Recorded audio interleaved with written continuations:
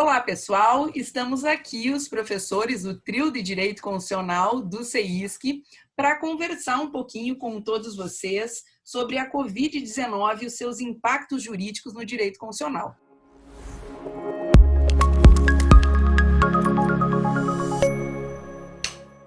Eu sou a professora Caroline Bittencourt e estou aqui juntamente com o professor Matheus Silveira e o professor Janier Heck. A nossa intenção é debater, na verdade, três grandes temas que têm surgido durante o debate jurídico envolvendo a Covid-19, especialmente na área do direito constitucional.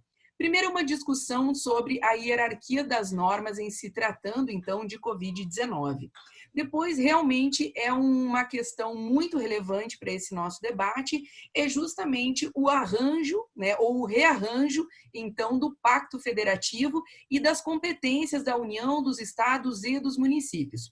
E um terceiro aspecto bastante significativo é como as decisões judiciais têm se comportado em relação ao tema da Covid-19, as suas principais polêmicas e por onde tem caminhado, então, o entendimento do Supremo Tribunal Federal nesses três principais pontos abordados. Para a gente começar tratando um pouquinho da hierarquia, eu vou chamar o professor Matheus Silveira para discutir, então, conosco como, professor Matheus Silveira, você vê que nós devemos organizar a hierarquia, o entendimento, a referência das normas constitucionais durante a Covid-19. Olá, Carol, olá, professora Caroline, olá, professor Janquier. Que bom a gente estar aqui para conversar um pouquinho sobre esse tema. Claro que de forma mais, vamos dizer, sintética aqui, mas importante para a gente trazer provocações para o pessoal. Essa discussão da questão da hierarquia constitucional traz alguns debates que o Supremo enfrentou em outras discussões que são interessantes da gente trazer aqui a discussão. Primeiro, é que nós estamos com um problema sanitário. Nós temos uma discussão sanitária, nós temos uma discussão epidemiológica, e são temas que não são muito comuns no nosso dia a dia das discussões jurídicas. E aí, então, nós tivemos o primeiro enfrentamento. Vem cá, nós temos a Constituição, nós temos que sempre nos basear na Constituição, precisamos da Constituição. Ok, temos a Constituição estabelecendo as regras. E aí a gente vai buscar. Onde é que nós temos que buscar na Constituição essas estruturas, essas discussões? Bom, lá na Constituição, lá no que diz respeito ao direito de saúde. Ok, direito social da saúde, a questão do direito fundamental à saúde. Ótimo. Temos uma outra construção super importante, que é uma norma internacional, que se chama Regulamento Sanitário Internacional, que traz uma das grandes personagens dessa pandemia, que é a OMS, Organização Mundial da Saúde, certo? Trazendo essa discussão do Regulamento Sanitário Internacional e essas discussões sobre quando que é pandemia, quando que é epidemia, quem diz isso, como se constrói isso. E aí nós tivemos o Brasil incorporando o Regulamento Sanitário Internacional, que é um regulamento, um texto promovido em 2005. Esse texto foi modificado em 2005 exatamente porque a gente teve lá em 2005, a síndrome respiratória aguda grave, a SARS, Então, o mundo teve que se modificar já para conseguir enfrentar a SARS, lá em 2005. Mas veio o Covid-19 e surpreendeu a todos no que diz respeito à contágio, principalmente dessa discussão. E o Brasil, neste ano, em 2020, é que faz a incorporação desse regulamento sanitário lá de 2005. O decreto número 10.212 de 2020, de janeiro de 2020, faz essa incorporação. Então, essa é uma norma que trata de direito sanitário, questões de saúde, ou seja, direitos humanos, e está estabelecido, incorporado, não aprovado pelo artigo 5º, parágrafo 3º da Constituição Federal, se estabeleceu como norma supralegal. Então, nós temos a Constituição, nós temos regulando o direito à saúde, nós temos o Regulamento Sanitário Internacional incorporado pelo Decreto 10.212, de 30 de janeiro de 2020, e depois nós temos duas leis federais que a gente estava discutindo aí, se uma é lei geral, se outra é lei especial, e outras discussões que a gente vai, no debate, talvez aflorar um pouco, que são a lei do SUS e a lei 13.979, que é a lei que vai declarar a emergência em saúde pública, que vai estabelecer as discussões ligadas ao enfrentamento do surto da Covid-19, do coronavírus, e que estabelece as medidas de enfrentamento da emergência de saúde pública de importância nacional. Por que esse termo, emergência de saúde pública de importância nacional? Porque isso está no Regulamento Sanitário Internacional. Ou seja, é a partir dessa provocação do Regulamento Sanitário Internacional que vem a Lei 13.979, estabelecendo como o Brasil vai enfrentar, baseado nas regras do Regulamento Sanitário Internacional, a emergência de saúde pública de importância internacional declarada pela OMS. Essa declaração de emergência de saúde pública internacional declarada pela OMS é tão debatida, tanto que o Trump esses dias botou culpa na OMS, né, porque ela atrasou. Mas fazia pouco tempo ele dizia que nem existia esse vírus. Mas tudo bem. Então essa é a nossa hierarquia. A hierarquia que nos interessa é Constituição no primeiro ponto, direito à saúde, Regulamento Sanitário Internacional como norma supralegal, utilizando aquela a base da decisão do Supremo Tribunal Federal, definindo tratados de direitos humanos com força supralegal ou com força de emenda, como não foi aprovado pelo artigo 5º parágrafo 3º, força supralegal, e aí depois as leis, a lei do SUS e a lei 13.979, e depois toda a regulação administrativa que será objeto aí dos nossos debates, da nossa discussão. Certo, gente? Perfeito. Então, pessoal, vamos anotando aí, né, essa ordem, essa discussão, e vou também destacar que, como diz o professor Matheus, a própria Constituição, além de anunciar o direito à saúde, ela buscou regulamentá-lo também na ordem econômica, na ordem social. Então, lá no artigo 196 da Constituição, nós temos, né, o dever do Estado na prestação da saúde. No artigo 198, nós vamos dizer justamente que o direito à saúde, ele integra uma rede regionalizada e hierarquizada, constituída a partir de um sistema único. E no artigo 200 está uma grande referência a esse alerta que o professor Matheus nos faz, que trata-se justamente lá no artigo 200, que nos termos da lei nós teremos que executar as ações de vigilância sanitária e epidemiologia, bem como a saúde do trabalhador. O que significa dizer que, nesse ponto, né, a lei que vem da União deve ter uma abrangência nacional nesse primeiro aspecto, porque estamos discutindo justamente vigilância sanitária e epidemiológica, né? Para seguir esse debate, me parece, então, que quando nós estamos discutindo a quem compete fazer o que no caso da Covid-19, esse tem sido um grande ponto de debate, qual é a competência dos estados, qual é a competência do município, qual que é a competência da União e mais, como organizar essa cooperação entre os entes federativos. Lembrando que nessa repartição de competência, que é uma opção do federalismo brasileiro, nós temos as competências administrativas e as competências legislativas. E para isso eu gostaria de chamar um pouquinho então o professor Jean Riet, né, que trabalha há muito tempo esse tema, para discutir com nós o federalismo, as competências e a Covid-19, um tema tão polêmico e tão ressaltado no direito constitucional nesse momento. Muito bem, cumprimentando a Prof. Carô, cumprimentando o Prof. Matheus, cumprimentando toda a audiência aí, pessoal, muito obrigado, então, por estarem aqui no nosso podcast sobre direito constitucional, sobre as repercussões da Covid-19 no direito constitucional. E são muitas as repercussões, né, pessoal? São repercussões no âmbito do federalismo, das relações entre os poderes, mas agora eu vou falar um pouquinho de federalismo. E a Covid fez com que vários problemas jurídicos fossem desnudados. Tá certo que a própria pandemia em si já é um grande problema, né? Mas vários problemas jurídicos que já existiam vieram à lume. Muito bem, pessoal. Então, vamos partir do pressuposto, né, que a nossa Constituição é uma Constituição garantia, que os direitos têm que ser garantidos, os direitos têm que ser realizados. Então, é claro que o direito à segurança e o direito à saúde, eles devem ser realizados. Isso nós não temos nenhuma dúvida. Agora, como e quem vai realizar é algo que está na órbita das competências. E isso daí nós não temos até hoje uma teoria bem construída sobre como interpretar as competências. Nós temos algumas diretrizes, mas as diretrizes elas apareceram de modo mais retórico, de modo mais suave. Nunca foi necessário decidir com base nessas diretrizes.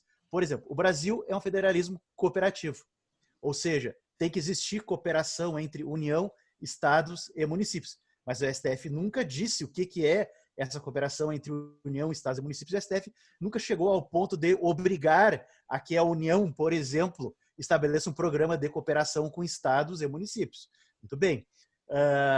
Nós também não temos uma definição clara do que vem a ser interesse local, interesse regional, interesse nacional, que seriam as diretrizes pelas quais foi construída a repartição de competências na Constituição de 88.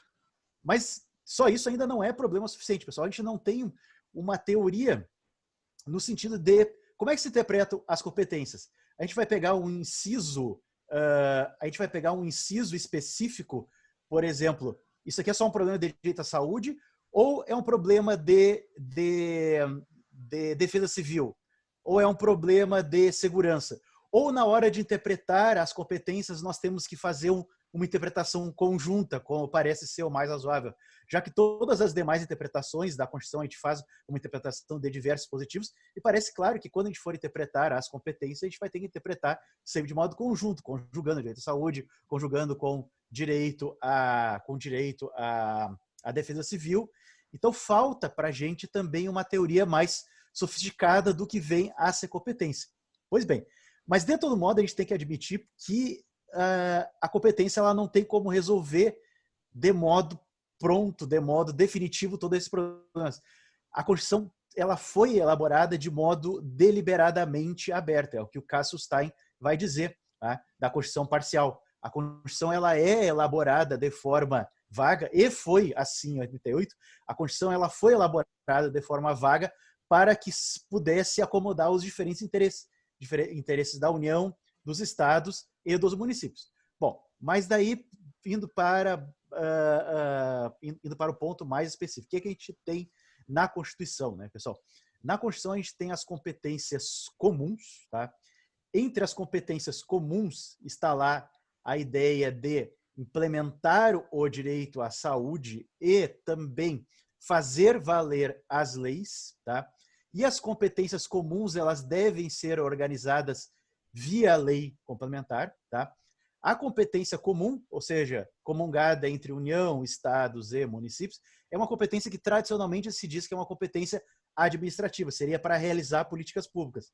Mas para que se realize políticas públicas vai ser necessário algumas leis, que se criem órgãos, que se abra o orçamento, né? Então é claro que dentro desse campo das competências comuns, a União vai ter o seu papel, os estados terão o seu papel e os municípios terão o seu papel. Isso vai ser regulamentado por lei complementar. No caso, por exemplo, do meio ambiente, a gente tem a lei complementar 140, que distribui as competências entre União, estados e municípios. No caso, pessoal, da saúde, da educação e da assistência social, que também são competências comuns, aí nós temos leis ordinárias e não leis complementares. E qual que é a explicação para isso? É que a Constituição, na ordem social, ela vai dizer, a lei vai organizar o Sistema Único de Saúde, a lei vai organizar as diretrizes e bases, a lei vai organizar o sistema de assistência social. Então, pelo princípio da especialidade, quando a Constituição falou em lei lá na ordem social, ela acabou excluindo a ideia de que é necessário lei complementar para organizar a competência comum entre União, estados e municípios. Então, me parece que essa competência aí do 23, pessoal, é uma competência comum, vai vir ao mundo via lei complementar, mas no campo da saúde nós já temos a lei ordinária que regulamenta, mas ela é praticamente silenciosa com relação ao que fazer nesse caso aí da pandemia, tá bem? Do mesmo modo, ali na competência do artigo 24, que é a competência concorrente, aí nós temos então a União legislando sobre normas gerais e os estados suplementando, tá bem? Esse é o termo. Então, o estado iria atender à especificidade e a União iria trazer normas gerais, tá? Mas não é só isso, a gente tem que ler também conjuntamente com o artigo 30, e o artigo 30 vai dizer que os municípios também vão suplementar a legislação federal e estadual no que couber. A Constituição utiliza as palavras no que couber, que são palavras muito, muito vagas, né? Então, vejam, mesmo a competência do artigo 24, que é a competência então concorrente, é uma competência que também não exclui a competência dos municípios. Então, a competência concorrente é aquela competência que a União e os estados têm para legislar. E lembrando, né, que se a União ela não criar a lei, os estados podem criar a lei na sua inteireza. Bom, professor Janrier, deixa eu lhe fazer uma pergunta. Tu achas que isso, já falaste que ficou bastante evidente como essas situações elas ficaram evidentes na Covid-19, mas não que a teoria tivesse dado respostas suficientes. Mas no caso a relação entre normas gerais e normas suplementares, havia um critério ou há um critério seguro do que seria essa distinção no direito constitucional, na sua opinião? Não, na minha opinião, não há um desenvolvimento do que vem a ser norma geral e norma suplementar, né? Eu acho que a maneira de solucionar isso é atendendo a vários critérios ao mesmo tempo, né? Mas a gente tem que lembrar que a Constituição utilizou um critério de predominância do interesse. Esse é o critério típico dos anos 80, porque nós vivemos num mundo globalizado. Então, como é que a gente vai dizer que existe algo de interesse nacional? A pandemia, ela tem interesse mundial, digamos assim. Mas me parece que o critério da predominância do interesse ele não deve ser abandonado. Não deve ser abandonado. A ideia de que há problemas regionais e há problemas locais pode ajudar a dar diretrizes para a gente resolver no caso concreto. Tá? E no caso concreto existem especificidades. Existem lugares, porque afinal de contas, né, para que fazer o isolamento? Cedo ou tarde, a maior parte das pessoas vai ser contaminada pelo vírus. Tá? Então, a necessidade de fazer o isolamento, todo mundo vai dizer isso, é para não sobrecarregar o sistema de saúde. Então, alguns lugares o sistema de saúde pode ter maior capacidade de atender a demanda, em outros lugares pode ter menos. Então, é claro que nós vamos ter realidades diferentes, né? Nós vamos ter lugares onde vai ser possível liberar antes o comércio e lugares onde vai ser necessário liberar posteriormente, tá? Então, me parece que não há um critério único, me parece que não há um critério a priorístico, essencial, isso não vai existir nunca, na verdade, mas a gente poderia se perguntar se poderia existir isso em matéria de saúde, me parece que também não, a gente poderia perguntar se isso poderia existir em matéria de pandemia, daí nós teríamos que criar critérios, e aí os critérios seriam mais técnicos, e esses critérios, eles não estão na legislação, e aí sim, seria um motivo daí de uma tese de doutorado, a gente construir a partir da Constituição, a partir da regulamentação da OMS, né, quais são os critérios técnicos, mas me parece que o critério da predominância do interesse, lá, interesse nacional, regional e local, ele não soluciona, mas ele não deve ser abandonado. Ele ajuda em alguma coisa. E também, vamos lembrar, né, pessoal, que não necessariamente pelo regime constitucional, tá, as competências elas são exclusivas. Tá? Não necessariamente cada ente vai ser obrigado a fazer uma só coisa. Tá certo que há competências, por exemplo, ali no artigo 21, que são competências exclusivas da União. Somente a União pode atuar no campo da inspeção do trabalho. Tá? Mas vamos imaginar, por exemplo, a questão da proteção aos bens culturais. Pode a União tombar um prédio, né? Do lado tem um prédio que pode ser tombado por Estado-membro, e do lado pode ter um prédio que pode ser tombado pelo município. Não tem nenhum problema com relação a isso. Então, com relação às medidas de proteção, não tem nenhum problema a gente imaginar que União, estados e municípios podem, todos eles, tomar medida de proteção. Tá certo que só isso também não vai solucionar, mas já é alguma coisa. E aí a gente pode ter um critério favor homem, né? Ou seja, um critério de maior benefício para os direitos humanos. Dentre a União que não estabelece nenhuma espécie de isolamento, o Estado que estabelece o isolamento de 20 dias, e o município que naquela realidade ali, observando aquele seu problema, estabelece um isolamento de 40 dias. Bom, qual que é o princípio aí que deve ser obedecido? O princípio favor homini, a favor da preservação da vida. E parece que é isso. Parece, pelo amor de Deus, a Constituição escolhe isso, né? A Constituição escolhe o princípio da dignidade humana, escolhe o princípio da proteção à vida. Então, vamos privilegiar a norma municipal. Então, eu também tenho minhas dúvidas se seria o caso de dizer que, olha, ou é só Estado, ou é só município. E aí, inclusive, na órbita estadual e municipal, a gente tem visto muita repetição. A gente tem visto os Estados-membros falando, por exemplo, legislando sobre o fechamento das escolas, tá? Até porque os Estados-membros têm competência sobre os sistemas de ensino fundamental e médio, e também os municípios versando sobre escolas, tá? Porque os Estados-membros têm a competência para o direito econômico. Então vejam que não é tão fácil assim. Até a pergunta a gente tem que pensar melhor, né? A pergunta não é assim, é a União, é os estados ou são os municípios responsáveis por tal atribuição e vai ser, cada um vai ter um pedaço. Não, pode ser que eles se sobreponham e não haja nenhum problema com relação a isso. Mas muito bem, se eles vão se sobrepor, como é que vai ser? De fato, o material que a gente tem, por enquanto, fora as normas constitucionais, que são vagas, como a gente falou, a gente tem, a Carol vai falar das próximas, das várias decisões que a gente tem aí sobre o tema, tá? Mas uma delas é a DPF, então, 662, tá bem?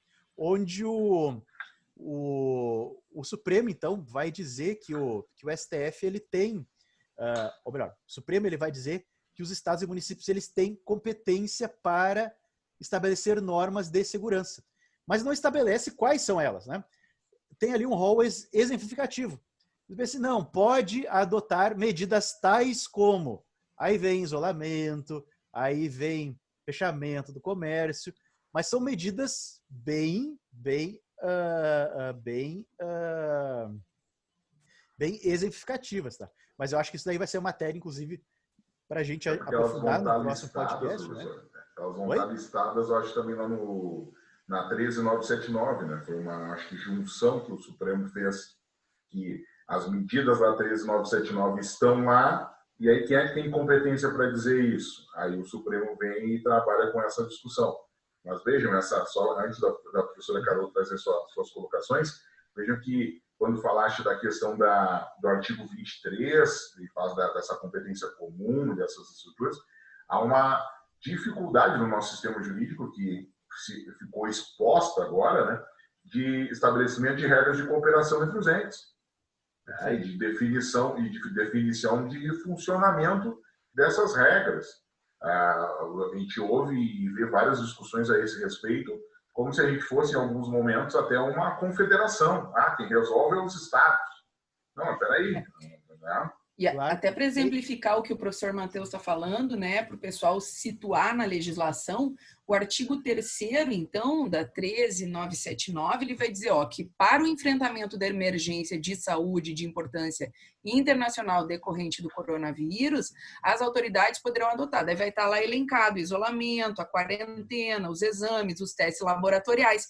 E combinando essa leitura com o artigo 7º, então, é que vai aparecer a chamada de quem é que pode fazer isso. Daí aparece, as medidas previstas poderão ser adotadas pelo Ministério da Saúde, pelos gestores locais, desde que autorizados pelos Ministérios da Saúde, pelos gestores de saúde, daí vem as hipóteses em que incidiria. O que me preocupa mais nesse caso é muitas vezes a dependência da atuação do Ministério da Saúde, porque em casos pode ser que a omissão do Ministério da Saúde, como é que ficaria a competência dos estados e municípios também situados nesse problema, né? Exato. Claro. Mas veja que o STF, então, ele, por enquanto, ele está evitando deveres positivos para a União.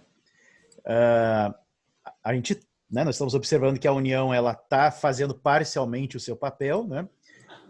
Mas o STF ele evitou direcionar deveres positivos à União. O STF ele deu um recado assim, União, não atrapalhe quando os estados e municípios tentarem atuar. Há um viés político, talvez, também nisso? Com certeza. Nós Eu acho. Hoje, com certeza. Hoje é uma batalha entre os poderes, né? Sobre alguns aspectos que nós Eu acho que esse não fazer essa ação negativa tem um viés político da atitude que a União tomou no primeiro momento, né? E da possibilidade dela tomar atitudes, por exemplo, contrárias ao direito à saúde ou à vida, né? Que é uma discussão. Eu fico me perguntando exatamente se fosse o contrário. Se a União tivesse tomado medidas muito mais baseadas nas pesquisas e nas orientações científicas e nas orientações da OMS, e os municípios, por exemplo, tivessem sido menos restritivos, se não teria sido uma outra interpretação, uma outra postura dos limites da competência dos estados e municípios, né? Se nós tivéssemos invertido essa perspectiva.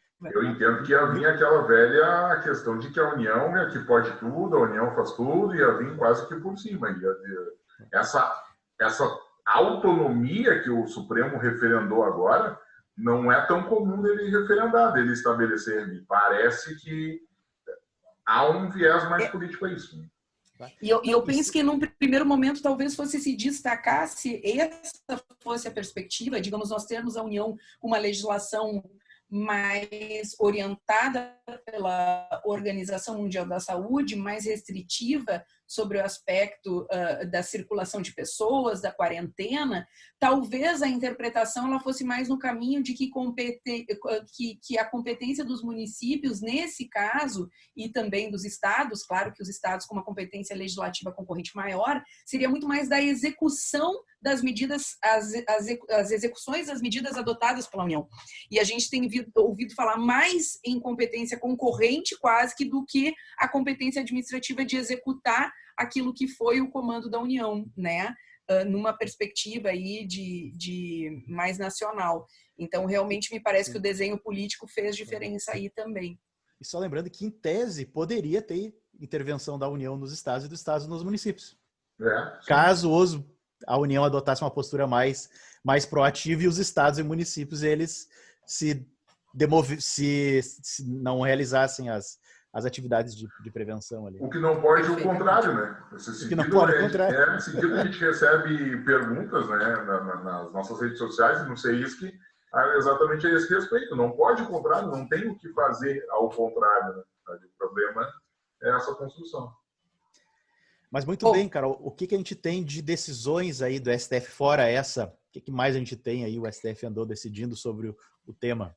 É bom alertar isso, né, pessoal? Que cada uma dessas decisões com certeza vai gerar depois vários outros podcasts nas nossas redes, né, de nós analisando cada uma dessas decisões, que elas realmente merecem mais tempo e mais profundidade de análise, né, meninos? O que eu vou fazer agora é relatar, talvez elencar para vocês quais foram as decisões mais impactantes, talvez, que nós tivemos no caso da Covid-19 e especialmente qual era, na verdade, o objeto de cada uma dessas decisões, tá? Eu começaria destacando as ações diretas de inconstitucionalidade e as arguições de descumprimento de preceito fundamental.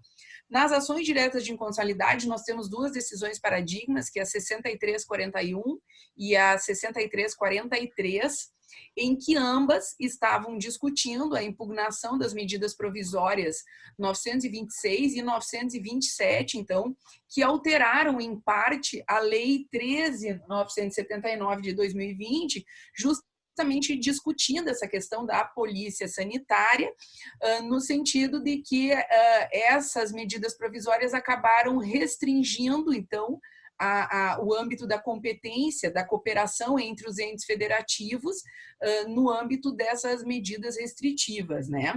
Então, me parece que o voto aí, que foi a grande influência no momento da tomada de decisão dos demais ministros, foi a proposta do ministro Edson Fachin sobre justamente a necessidade de que o artigo 3º da 13.979 também fosse interpretado de acordo com a Constituição, a fim de deixar claro, então, que a União poderia legislar sobre o tema, mas que não poderia implicar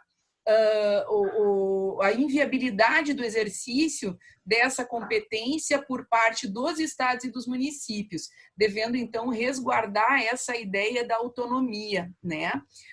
No sentido de que a possibilidade do chefe do Executivo Federal definir por decreto o que era a essencialidade desses serviços públicos, não poderia ser feito sem a observância da autonomia dos estados, porque isso seria justamente uma afronta também à organização federativa e à própria separação de poder. Tivemos votos vencidos com outras teses. E analisando criticamente essa proposta, né, vocês vejam que a opção não foi dizer da inconstitucionalidade das medidas provisórias e tentar adequar uma leitura da medida provisória de acordo com essa orientação mais benéfica nesse sentido. Por quê? Porque se via que os estados e os municípios estavam seguindo orientações científicas no âmbito dessas medidas de quarentena. Então, dá para dizer que quase o Supremo Tribunal Federal ele fez um julgamento extra-petita aí no sentido de ir para o tema da cooperação federativa, que não era, num primeiro momento, essencialmente o debate principal. Depois nós tivemos a DPF 672, né, que era também uma discussão sobre a definição da repartição de competências em relação às possíveis omissões, então, da Presidência da República e do Ministério da Saúde nas orientações, em seguir as orientações vindas da Organização Mundial da Saúde, né?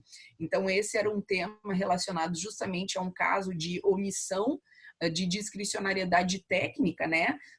Por quê? Porque a Organização Mundial da Saúde estava justamente orientando que o isolamento social era a medida mais recomendada, né? E seria contraproducente, então, uma orientação do governo federal em relaxar essas medidas em nome, então, de um fomento aí da economia. Esse foi um grande debate, né?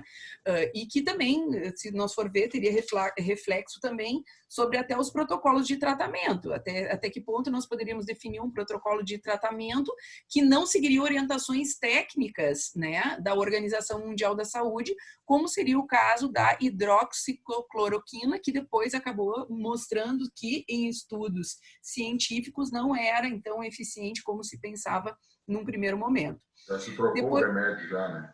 Agora perfeitamente. É o Remdesivir, agora é outro tratamento. E aí nós estávamos, então, com medidas nesse sentido ainda, até tentando estabelecer, eu não vou chamar política pública, porque eu não entendo que política pública possa ser feita num caso de emergência, né? Mas uma ação aí, um protocolo de tratamento que pudesse, inclusive, fazer com que estados e municípios seguissem um tratamento que não era recomendado no nível internacional. Depois nós tivemos também a DPF 675, que tratou justamente, né, que houve um pedido por parte das empresas de turismo que estavam se colocando contra as medidas de isolamento social, dizendo justamente que os decretos dos municípios e do estado estariam estabelecendo medidas de isolamento e ferindo direitos ou preceitos fundamentais e, portanto, então, alegavam a violação desses seus direitos constitucionais quanto a tráfico de pessoas, etc. e tal. Também a postura do Supremo Tribunal Federal, aí o voto talvez mais relevante foi o do ministro do Celso de Mello, justamente questionando, né, que não ficou em nenhum momento esclarecido como essas medidas que foram identificadas e individualizadas era um pedido absolutamente genérico e, portanto, não foi atendido aí o pedido da CNTUR, que era a Confederação Nacional do Turismo, questionando esses decretos.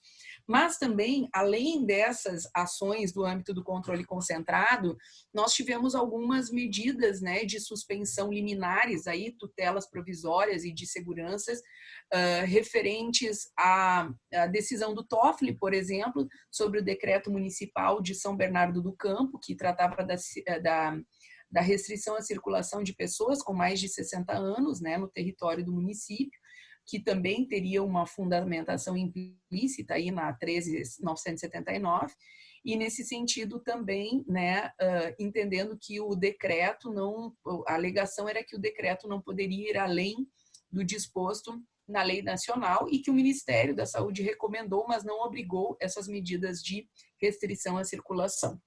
Então, de novo, envolvendo o âmbito das competências. Também tivemos a 175, que era o município, se ele deveria aplicar, então, as normas estaduais recomendatórias também.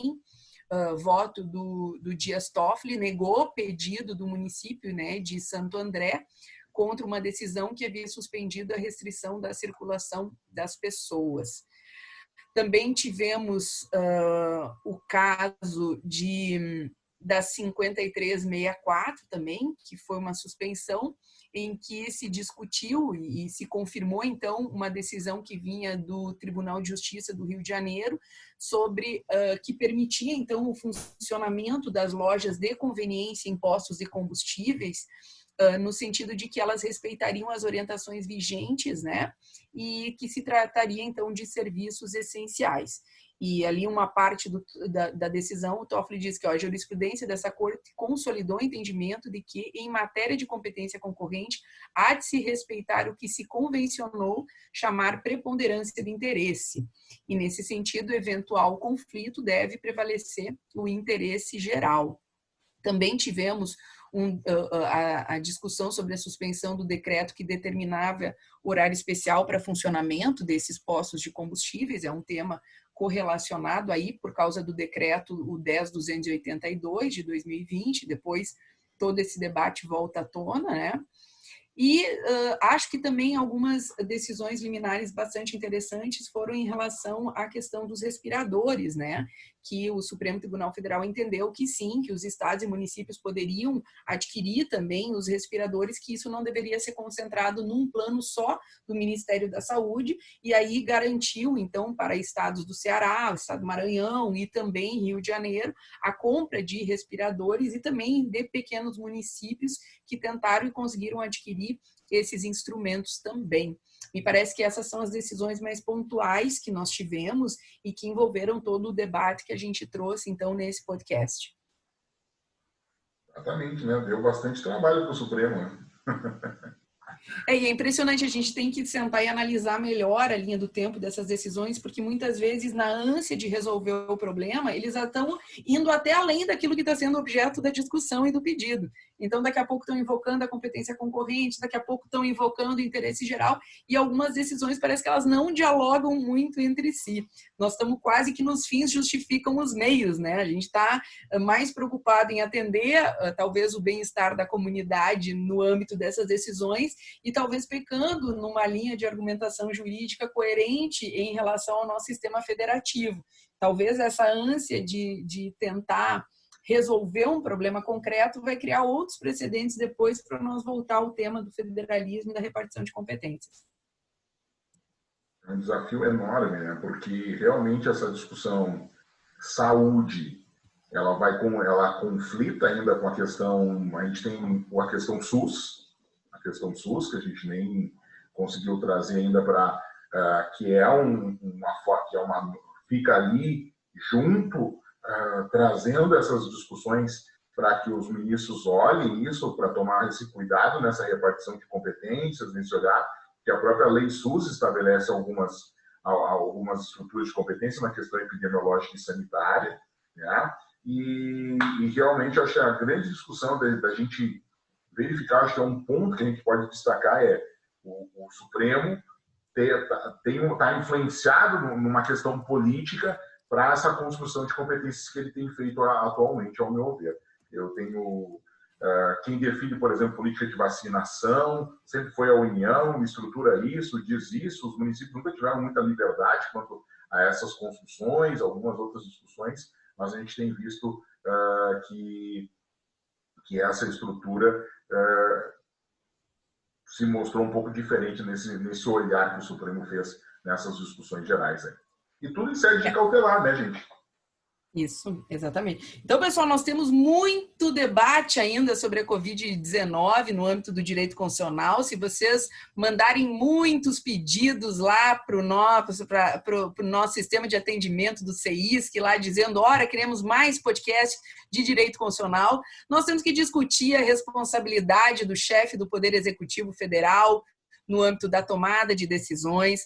Nós temos que discutir as restrições do acesso à informação com uma liminar muito relevante do Supremo Tribunal Federal, mantendo o entendimento de que o acesso à informação não pode ser restringido nesse momento. Temos o debate sobre as possíveis incidências em crime de responsabilidade e o debate do impeachment, que é sempre um debate bastante delicado, porque envolve o tema jurídico e político.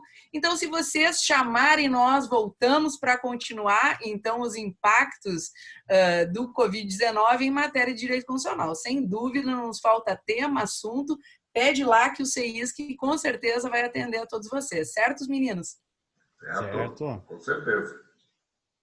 Então tá bom, um grande beijo a todos, obrigada por nos acompanhar, fiquem sempre ligados aqui nos nossos podcasts e vamos lá que a matéria de direito constitucional vai dar muito pano para manga ainda com tudo que a gente tem vivenciado. Um grande beijo a todos, se cuidem, fiquem em casa quem puder e um grande abraço de todos nós aí.